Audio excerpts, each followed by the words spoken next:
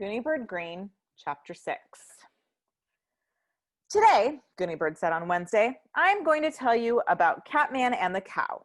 Maybe you've noticed that I'm wearing my cat and cow outfit today. The students nodded their heads. They had noticed.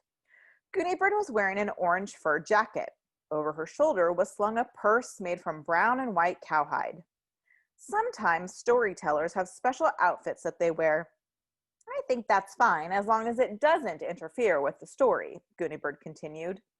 You can buy fake cat whiskers and ears, for example, but I would never wear such a distracting costume.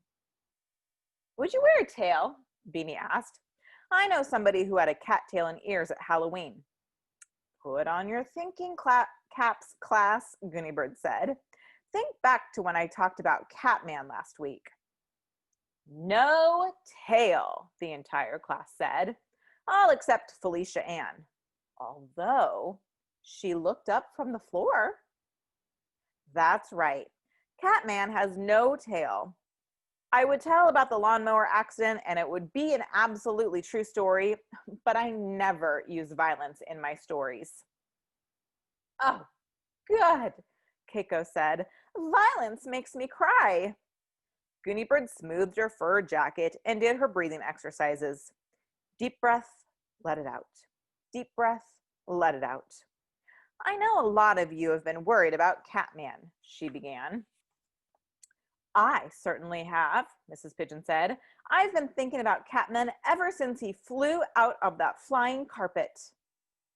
By the way, Mrs. Pigeon, Gooney Bird said, I do want to mention how lovely you look today. Mrs. Pigeon blushed a little.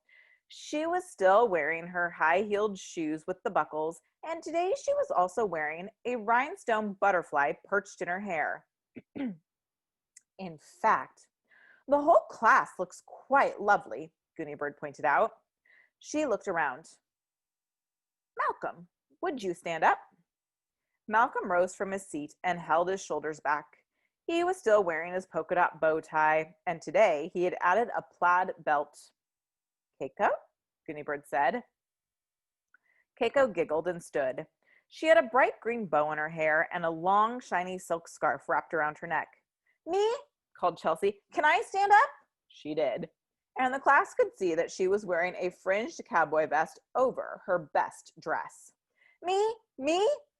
Everyone, all but Felicia Ann, was calling out now, but Gooney Bird said, later, after the story. I'm ready to begin now. She took one more deep breath, let it out, and began. Beloved Catman is consumed by a cow. Once upon a time, not long ago, after they had left China, Gooney Bird and Catman found themselves flying through the air on a carpet. The carpet landed in a meadow, near a large brown and white cow who was contentedly eating wildflowers. The flowers were purple loosestrife. The carpet unrolled, and Gooney Bird stood up and looked around. She could see in the distance her father's car quickly disappearing down the road. Beside her, Catman also stood up. He had become very furry and fat, the way cats do when they're frightened. My cat becomes very enlarged when my brother brings his dog to visit, Mrs. Pigeon said. Then she put her hand to her mouth. Oh, I'm so sorry, Gooney Bird. I interrupted. That's all right, Gooney Bird replied. Maybe this is a good time for everyone to tell cat getting big suddenly stories. Many children did. Barry Tuckerman's grandmother's cat became huge and his tail stood up straight in the air when a groundhog appeared in the yard. Chelsea's cat became enormously fluffy and hissed and spat when the veterinarian gave her a shot. Tricia told how her cat got very, very fat and then one day had 7 kittens inside the laundry basket. Good. So you all understand about cats. Now I'll continue, Gooney Bird announced.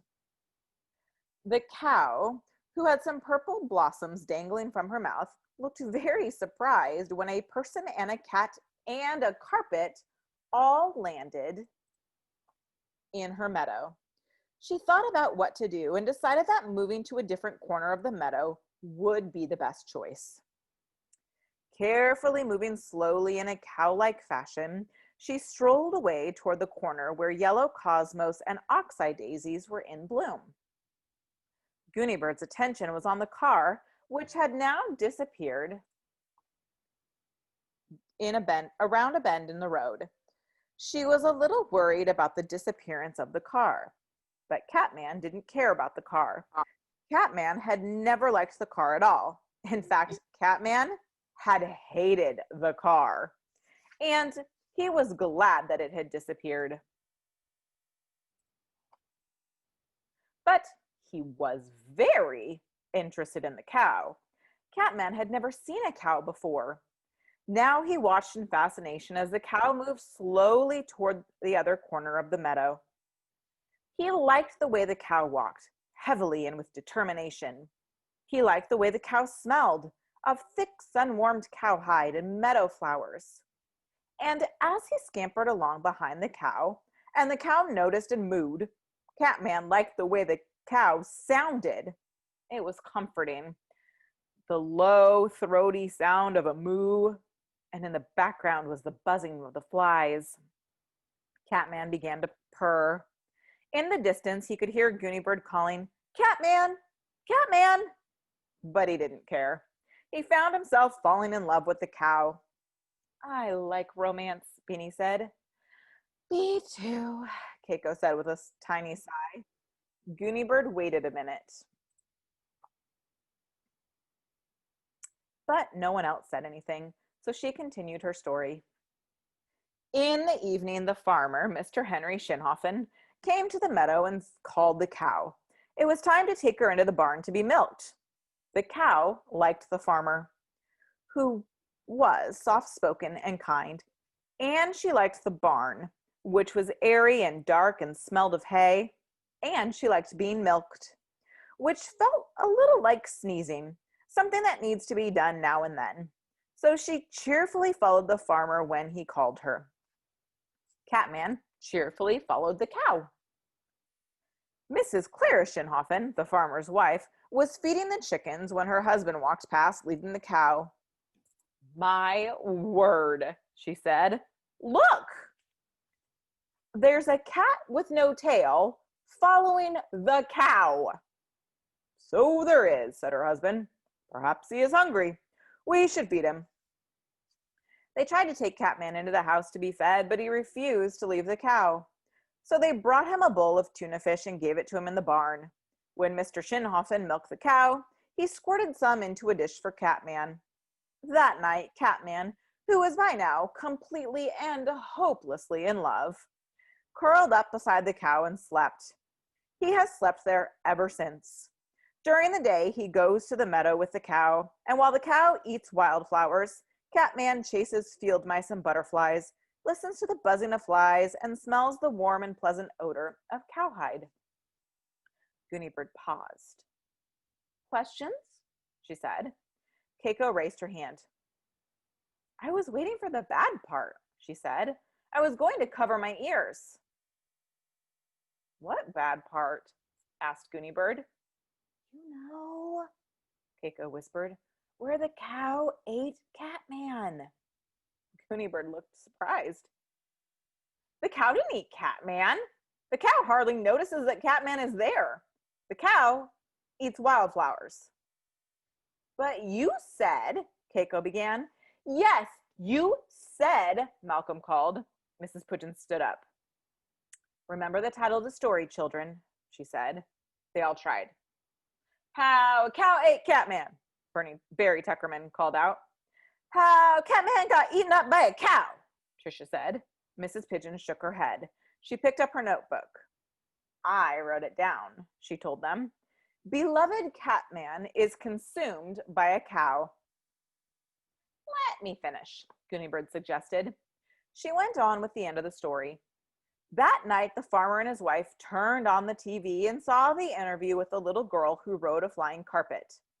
"If anybody finds my cat," the little girl, it was Gooney said, "please call the TV station." So Mr. Henry Shinhofen, the farmer, called. "I have a cat here in my barn," he said. "Orange and white cat, no tail."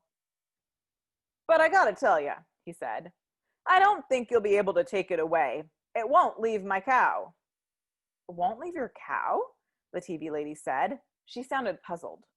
Nope, said the farmer. Wouldn't even leave for tuna fish. We had to take the tuna fish and put it right beside the cow. Why? Happens sometimes, the farmer explained. I guess you could call it something like love. That cat is downright consumed by the cow. And is the cow consumed by the cat? The TV lady asked. Nope. The cow doesn't care one way or another, but she doesn't step on the cat. She's a careful cow. The TV people called Gooney Bird and her parents. They told them where Catman was and that Catman was consumed by a cow. So the Greene family drove their car back to the meadow and visited Catman. Catman was nice to them, but they could tell that he was not consumed by the Greene family. He was consumed only by the cow. So they kissed him goodbye. Then they hugged and kissed the farmer and his wife, and they all sang Farmer in the Dell and danced in a circle on their tiptoes. They all lived happily ever after. The end. I love happy endings, Keiko said with a sigh. Me too, Mrs. Pigeon said. Thank you, Gooney Bird. Let's get out our arithmetic books now, class. Everyone in class groaned. I know, Mrs. Pigeon said, laughing. It's much more fun to listen to Gooney Bird's stories, but we can look forward to tomorrow. She'll have another one tomorrow. Gooney Bird had gone back to her desk and taken out her arithmetic book. She looked up in surprise. No, actually I won't, she said. That was my last story. The second graders, almost every one of them, called, No! In very loud, sad voices. It sounded like a huge chorus singing a song called No! Mrs. Pigeon looked horrified. But Gooney Bird, she said, we still have a lot of unanswered questions. Like what? Asked Gooney Bird. Well, let me think, Mrs. Pigeon frowned. The false teeth, Nicholas called. Yes, Mrs. Pigeon said. Why did your father have to pack 43 sets of false teeth? That's a story you haven't told yet. Gooney Bird looked surprised. That's not a story, she said. That simply requires a dictionary. You have one right there on your desk, Mrs. Pigeon. Mrs. Pigeon reached for the dictionary.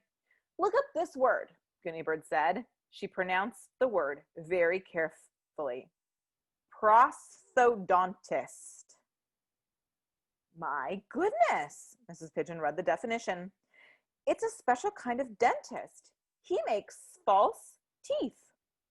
Exactly, Gooney Bird said. That's what my father is. No story there. But we want more stories, Gooney Bird, Barry Tuckerman said in a loud voice. As usual, he was standing up with one knee on his desk chair. Gooney Bird sighed impatiently. I need to do my arithmetic, she said. I'm not very good at subtraction yet. But all right, sit down, Barry. Close the dictionary, Mrs. Pigeon. I will tell you how to get stories. And that is the end of chapter 6.